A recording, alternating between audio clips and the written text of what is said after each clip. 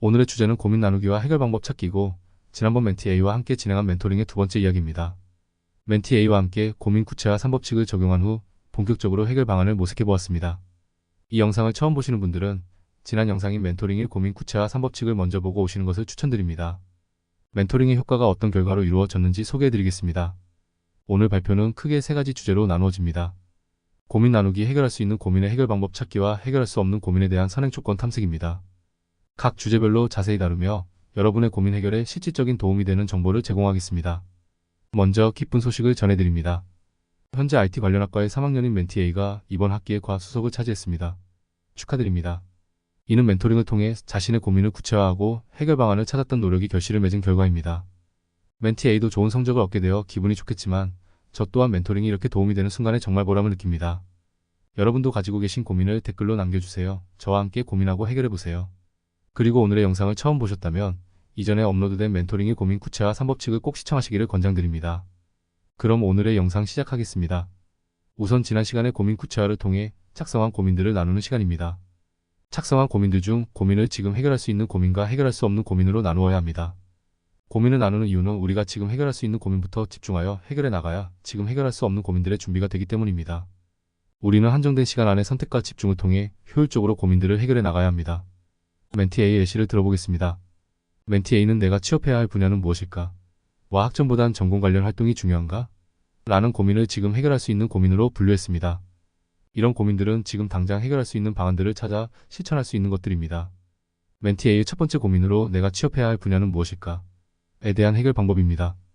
멘티 A와 이 고민에 대해 멘토링한 결과 교수님 상담과 교내 진로 상담센터에 방문하는 것을 첫 번째 해결 방법으로 정했습니다.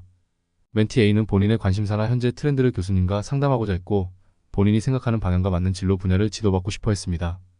또한 진로 적성 검사를 통해 본인의 객관적인 데이터들로 본인을 파악하고자 했으며 취업 관련 세미나를 찾고 참여할 계획을 세웠습니다. 다만 교수 상담이나 진로 적성 검사를 통해 객관적인 조언을 받는 것도 좋지만 그 전에 본인이 먼저 원하는 분야를 조사해보는 것이 중요하며 하드웨어 분야를 목표로 한다면 관련 회사들 합격 후기, 필요 자격 등을 분석하고 이 정보를 바탕으로 구체적인 진로 계획을 세워보도록 멘토링 해주었습니다. 멘티 A의 두 번째 고민으로 학점과 전공 관련 활동 중 무엇이 더 중요한가? 에 대한 해결 방법입니다. 멘티 A는 지난번 멘토링에서 학점과 대외활동 모두 집중할 것을 듣고 한 걸음 더 나아가 어떻게 집중할지 고민했습니다. 학생인 만큼 성실성을 보여주는 학점은 무조건 챙겨야 하며 희망 진로, 취업 분야와 관련된 대외활동에 집중하고자 했습니다.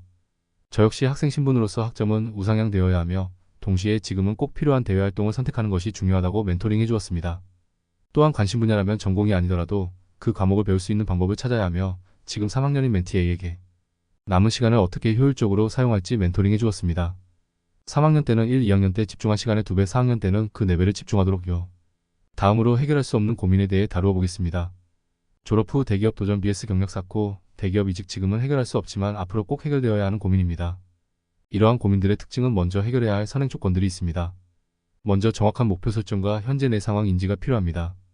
내가 부족한 부분이 무엇인지, 필요한 것들이 무엇인지 선행이 되어야 이 고민도 할 수 있기 때문입니다.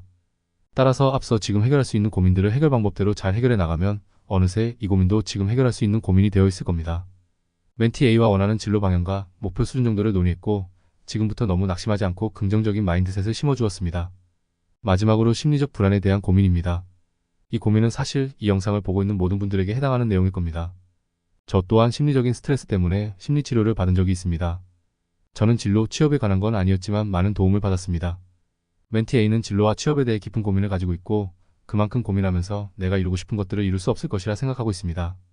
저는 멘티 A에게 남은 기간 동안 멘토링을 통해 해결할 수 있다고 위로해 주었지만 혼자 컨트롤이 어렵다면 심리치료 받는 것을 제안했습니다. 많은 사람들이 심리치료센터에 가는 것이 내가 정신적인 질병이 있어서 간다고 착각합니다. 아닙니다. 센터는 질병이 되기 전에 가는 곳입니다. 심리적인 고민은 다른 고민들과 달리 우리를 옥죄고 갉아먹기 때문에 전문가와 해결 방법을 고민하는 것이 중요합니다. 멘티 A도 여러분도 심리적인 부분으로 고민이 있다면 주저 말고 심리치료센터 방문을 추천합니다. 마지막으로 심리치료에 관해 간략하게 작성해 보았습니다. 심리적인 부분에 고민이 있으신 분들은 이 부분을 잘 읽어보시길 바랍니다. 저도 멘티 A도 여러분도 똑같은 사람이며 같은 고민을 가진 사람들에게 공통적으로 나타날 수 있는 현상입니다. 이것은 질병이 아니며 질병이 되기 전에 방문하는 곳이 심리치료 기관입니다. 여러분 걱정 마세요. 저와 함께 하시면 이겨낼 수 있습니다. 오늘도 긴 영상 함께 해주셔서 감사합니다.